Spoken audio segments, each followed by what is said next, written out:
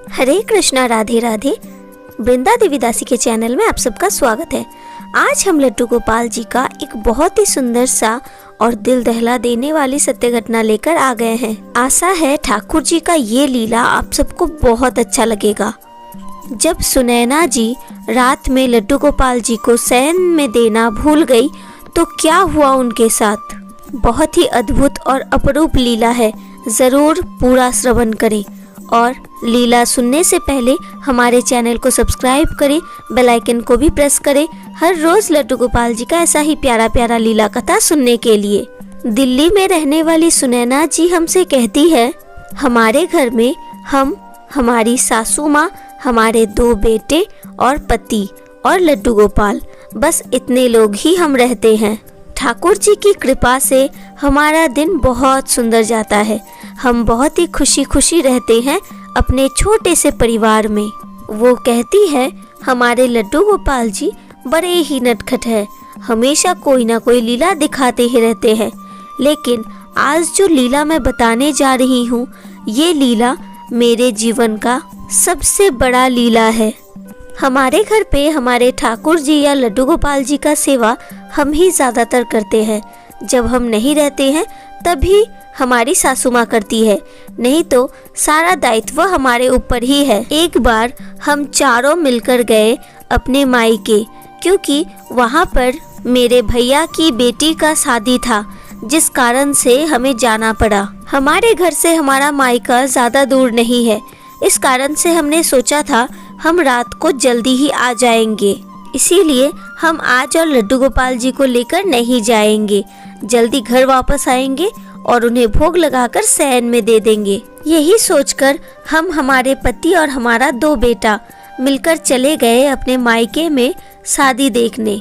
और हमने अपने सासू माँ से कहा, माँ आप दिन में पूरा काम कर देना लड्डू गोपाल जी का, बाकी रात को आकर मैं उन्हें शयन में दूंगी और भोग लगाऊंगी। हमारी सासू माँ ने भी कहा, ठीक है, जो तुम्हारी मर्जी।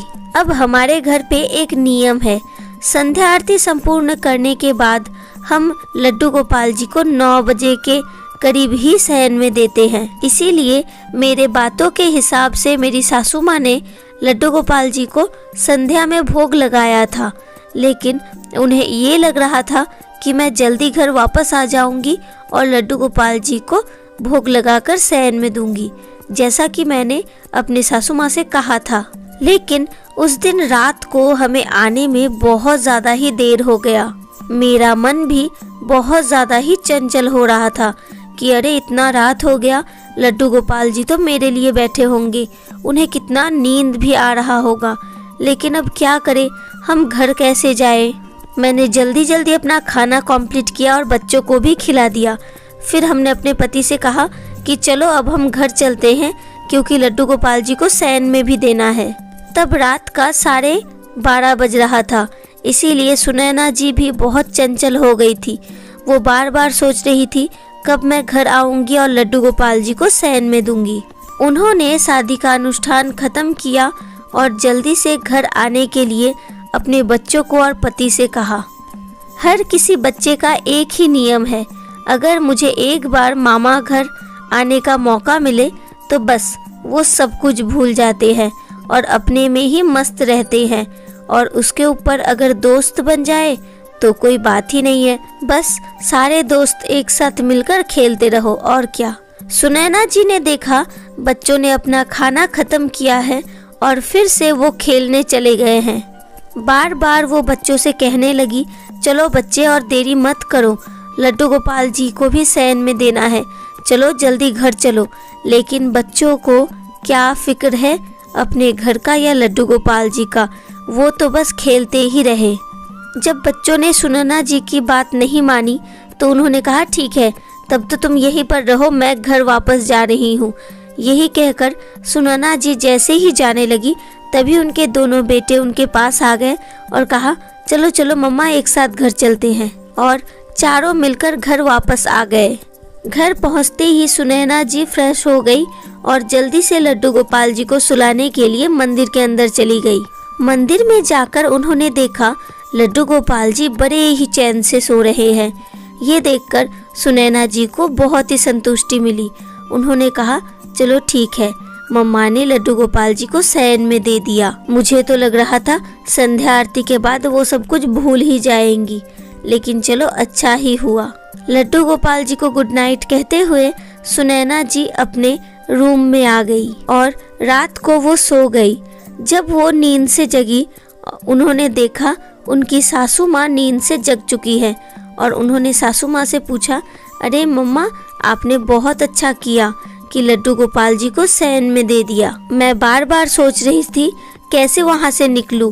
अगर वहाँ से नहीं निकलूंगी तो लड्डू गोपाल जी भी जगे हुए रहेंगे, लेकिन आपने उन्हें शयन में दे दिया, बहुत अच्छा किया। सुनैना जी की बातों को सुनने के बाद उनकी सासू माँ ने जो कहा वो सुनकर सुनैना जी बिल्कुल हैरान हो गई। सुनैना जी की सासू माँ ने कहा, अरे मुझे तो याद ही नहीं था कि लड्डू गोपाल जी को शयन में देना है। मैं तो कब का 10 बजे सो गई थी। लेकिन तभी मैंने एक अजीब सा सपना देखा। सपने में मैंने देखा एक छोटा सा बच्चा जो कि मेरे सामने बैठा हुआ है और उसके आँखों में नींद लगा हुआ है और वो अपने दोनों छोटे छोटे हाथों से अपनी आँखों को रगड़ रहा है। ये देखते ही मैंने उस छोटे से बच्चे से पूछा, अरे बेटा, क्या हुआ, आपको नींद आ रहा है? तब उस छोटे से बच्चे ने मेरे साथ बात तो नहीं किया, लेकिन अपना सर हिलाकर ये जवाब दिया कि हाँ, मुझे बहुत नींद आ रहा है। तब मैंने उस बच्चे से कहा, तो आप यहाँ बैठे क्यों हो, सो जाओ। और तभी एक और भी अद्भुत घटना मैंने देखा। मेरे इन बातों को सुनते ही वो छोटा सा बच्चा बहुत रोने लगा। मैंने उससे पूछा, अरे क्या हुआ लल्ला, तुम क्यों रो रहे हो? लेकिन उस बच्चे ने मुझसे एक भी बात नहीं किया, बस भागता हुआ मेरे सामने से मंदिर के तरफ घुस गया। और ये सपना देखते ही मेरा नींद बिल्कुल टूट गया। जब 11:15 के करीब मेरा आंखें खुला तो मैंने देखा तुम लोग रात को तब भी नहीं आए थे घर पे। तब भी मैं अकेली थी, तो मुझे बस वो ही सपनों का ख्याल बार बार मन में आ रहा था। और सबसे बड़ी बात, दोनों आंखों में आंसू लेते हुए उस छोटा सा बच्चा का चेहरा बिल्कुल भी मेरे आंखों के सामने से दूर नहीं हो रहा था। मुझे समझ में नहीं आ रहा था वो बच्चा इतना रो क्यों रहा था। इतना प्यारा सा बच्चा है, उसे तो रोना बिल्कुल भी अच्छा नहीं लगेगा, लेकिन फिर भी वो बच्चा क्यों इतना रो रहा है। सपने के बारे में सोचते सोचते ही सुनैना जी के सासू माँ को याद आया वो बच्चा रोते रोते मंदिर के तरफ गया था, तो चलो एक बार देख लेते हैं मंदिर में सब कुछ ठीक ठाक है या नहीं। यही सोचकर मैं मंदिर के तरफ आगे बढ़ गई। मंदिर में प्रवेश करके जब मैंने लाइट ऑन किया तो मेरे जीवन में ही जैसे अंधकार सा छा गया था। मैंने कहा, अरे ये क्या, लड्डू गोपाल जी अभी तक बैठे हुए हैं, इन्हें हमने शयन में ही नहीं दिया। तभी सुनैना जी के सासू माँ को सुनैना जी की बात याद आई। सुनैना जी ने उनसे कहा था, आप चिंता मत करो, हम उन्हें शयन में दे देंगे। लेकिन सुनैना जी ने वापस आने में टाइम ज़्यादा लगा दिया और तभी मुझे अपने सपनों के बारे में सब कुछ याद आया। मुझे ये समझ में आ गया वो छोटा सा बच्चा और कोई नहीं, हमारे लड्डू गोपाल जी थे, जिन्हें बहुत ज़्यादा ही नींद आ रहा था और वो दोनों हाथों से अपने आँखों को रगड़ रहे थे। मुझे लग रहा था मुझसे कितना बड़ा पाप हो गया। लड्डू गोपाल जी अभी भी जगे हुए हैं और मैं निश्चिंत होकर कैसे सो सकती हूँ। यही सोचकर मैंने फिर से अपना ड्रेस चेंज किया और जल्दी से लड्डू गोपाल जी को कुछ भोग लगाया और उसके बाद उन्हें शयन में दे दिया। मुझे मन ही मन बहुत दुख हो रहा था। बस यही लग रहा था कि आज शायद मेरे गलती के कारण ही लड्डू गोपाल जी को इतना कष्ट सहना पड़ा।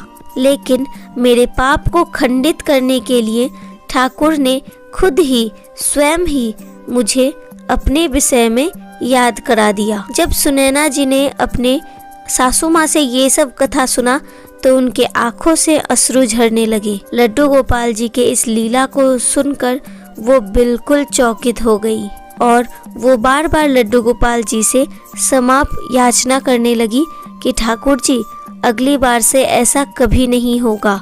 अब से जो भी हो मैं हमेशा तुम्हारा ख्याल रखूंगी। ठाकुर जी के इस लीला के कारण से सुनैना जी बाद में जब कहीं भी जाया करती थी तो अपने ठाकुर जी को साथ में लेकर ही जाती है, ताकि उनके सेवा में कभी भी कोई भी कमी ना आए।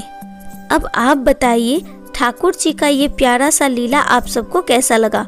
अगर अच्छा लगा हो, दिल को स्पर्श किया है, तो प्लीज़ वीडियो को ज़्यादा से ज़्यादा शेयर कर दीजिए, ताकि हर कोई ठाकुर जी का ये प्यारा सा लीला श्रवण कर पाए। और अगर आपके जीवन में भी घटित है कुछ ऐसा लीला जो आप हमारे साथ शेयर करना चाहते हैं, तो प्लीज़ आप हमें कमेंट में बताइएगा। हम अपना व्हाट्सएप नंबर आपको दे देंगे। और अगर आप हमारे चैनल में नए हैं तो प्लीज़ हमारे चैनल को सब्सक्राइब कर लीजिए, बेल आइकन को भी प्रेस कर लीजिए हर रोज़ ठाकुर जी का ऐसा ही प्यारा प्यारा लीला कथा सुनने के लिए। मिलते हैं नेक्स्ट वीडियो में। ऐसे ही अपने गोपू के साथ, अपनी फैमिली के साथ हमेशा हंसते रहे, बहुत बहुत बहुत खुश रहे। Hare Krishna, Radhe Radhe. Thank you for watching.